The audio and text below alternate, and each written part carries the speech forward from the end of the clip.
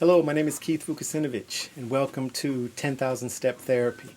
On this channel, what I want to do is start a movement about movement. I want to get people holistically involved in the idea of being healthy physically and mentally. You know, it's difficult to have a healthy mind when your body is fatigued and sickly. So the place I encourage people to start is with walking. Yes, just walking. I'm not saying that's necessarily where we end up, but it is a great place to start. There's all kinds of other things we can get into. Yoga, resistance training.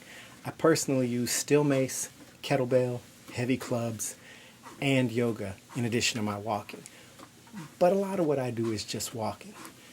Because unlike all that other stuff you heard me mention, one of the things you can do while you're walking is other activities. You can actually engage in conversations. You can socially walk with a friend. You can have a business meeting on a call in your ear going while you're walking. If you're fortunate enough to be walking outside, you may periodically even hear somebody go, "Do I hear birds chirping?" And you go, "Yeah, I'm outside." You can read an audiobook. You can listen to a lecture. These are all things that you can't do while you're engaging in more intensive forms of exercise. Yoga, resistance training, running. These are all things that are harder to do while you're also doing something else. Sure, you can get involved in that other stuff in shorter duration formats and maybe get it knocked out and out of the way.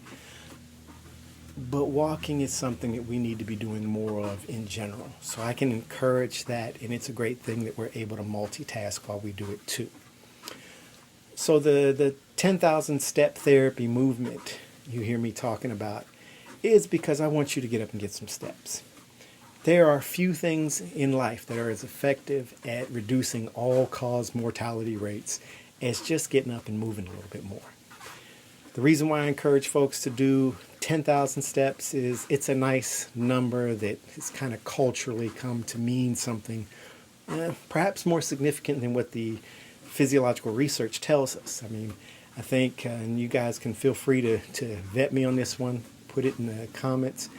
After you've gotten 6,000 to 8,000 steps a day, most of the benefits kind of level off. Sure, you're still burning some calories, but you know, when I came up with the whole idea of let's focus on 10,000, that's about 45 minutes in the morning, 45 minutes at night. Or maybe it's 30 minutes in the morning, 30 minutes at lunch, 30 minutes at night. Or maybe you break it up even more than that, and you get in a 10-minute walk 9 times a day. The intent is to develop routines, things that you know you can sustain. I tend to do about 4 miles in the morning, 4 miles at night. Yes, I know that's more than 10,000 steps. That is not where I started.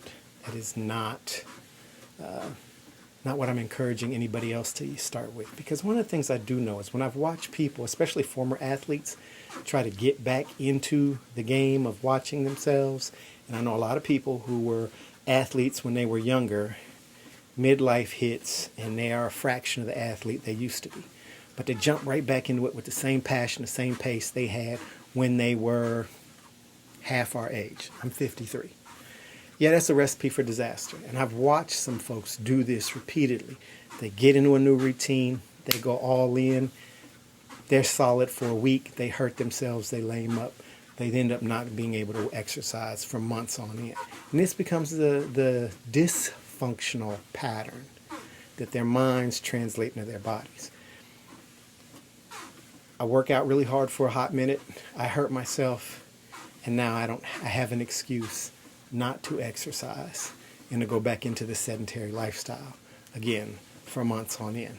The minute it feels uncomfortable enough, I'll do just enough to hurt myself and then right back.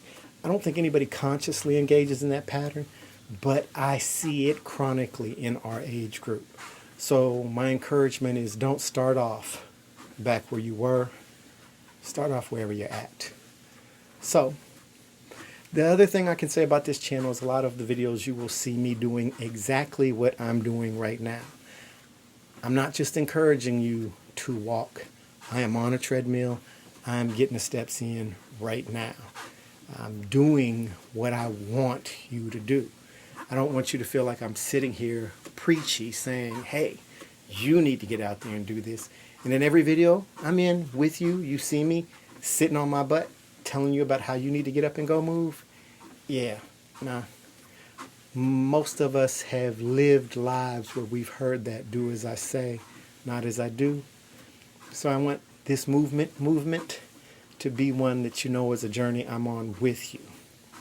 Another thing I eventually want to do is some live streams like this, where we walk and talk. I want to do some in-person events where we get together and maybe there's been questions that have been sent to me in advance. And we'll talk about these things, from stress management to what are some of the ways that literature suggests we deal with sad feelings, being depressed.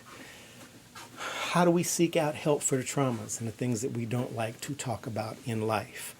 What do we do if we know that our attitude is negatively impacting our relationships? These are all the sorts of things that I want to walk and talk about. So I'm inviting you, come on this journey with me. Take a walk with me. Let's see where this goes. Let's make sure that we move our bodies and make progress on our issues. All right? Thank you for even taking this brief walk with me. Much love. Peace.